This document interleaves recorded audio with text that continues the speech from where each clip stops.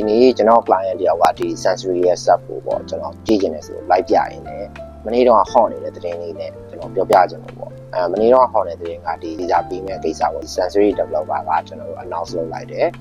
confirm လည်းဖြစ်နေပြီပေါ့ဒီ visa ကကျွန်တော်တို့ long term visa investment type ထဲမှာပါမယ်လို့ပြောနေကြတယ်အဲ့တော့တချို့ကြတော့လည်းဒါကရနိုင်ပါမှာထင်ကြတယ်ပေါ့ဒါကတော့တယောက်တွေးမြင်နေမတူကြတော့မတူကျွန်တော်ကိုယ်တိုင်မြင်တာကတော့ဒီ sensory ကကျွန်တော်တို့ထိုင်းရဲ့ top 1 developer ဖြစ်တယ်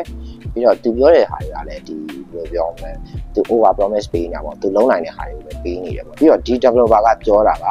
သူ visa ပေးပါမယ်ပြောတာမဟုတ်ဘူး visa ရှောက်ဖို့အတွက်လိုအပ်တဲ့ document ကိုထုတ်ပေးမှာအဲ့ visa ကိုကျွန်တော်ရှောက်တဲ့အချိန်မှာပေးမပေးကြတော့ immigration နဲ့ပဲဆိုင်တယ်ဒီ immigration officer ပေါ်မှာပဲမတူရဲကျွန်တော်အမြင်ဆိုရင်တော့ဆက်စချင်းရှောက်တဲ့အချိန်မှာရန်လွယ်ကူနေမယ်လို့ထင်တယ်ဒါကကျွန်တော်ကြုံတွေ့ရတဲ့အတွေ့အကြုံတွေရပါမိသားစုလိုက်နေခြင်းနဲ့ family တွေနဲ့တစုတစည်းတဲ့နေခြင်းနဲ့ client တွေဆိုဒီ visa အရန်တင်တော့တယ်အိမ်ထဲရမယ်ဗျာကျွန်တော်တို့ visa ကလည်းအရင်ကောင်းစားကြတယ်လို့တချို့ဆိုရင်လူကြီးတွေက visa တက်တက်လူငယ်တွေဆိုလည်း visa တက်တက်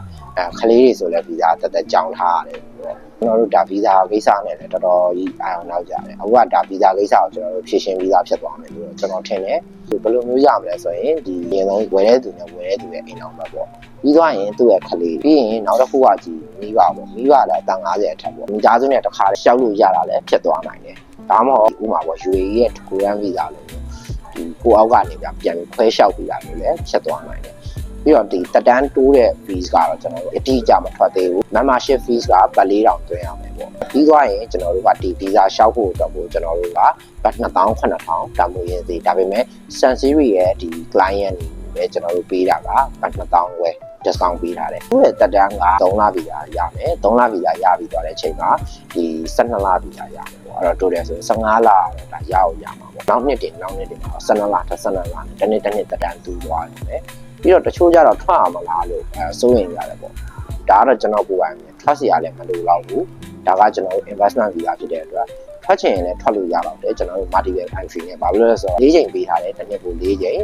အထွက်2ချိန်နဲ့ကျွန်တော်တို့ပြန်ဝင်တဲ့အချိန်2ချိန်ဆိုပြီး4ချိန်ပေးထားတယ် first class service ပါပေးထားတယ်ပေါ့ကျွန်တော်တို့ဒီ airport ရဲ့ first service ပါ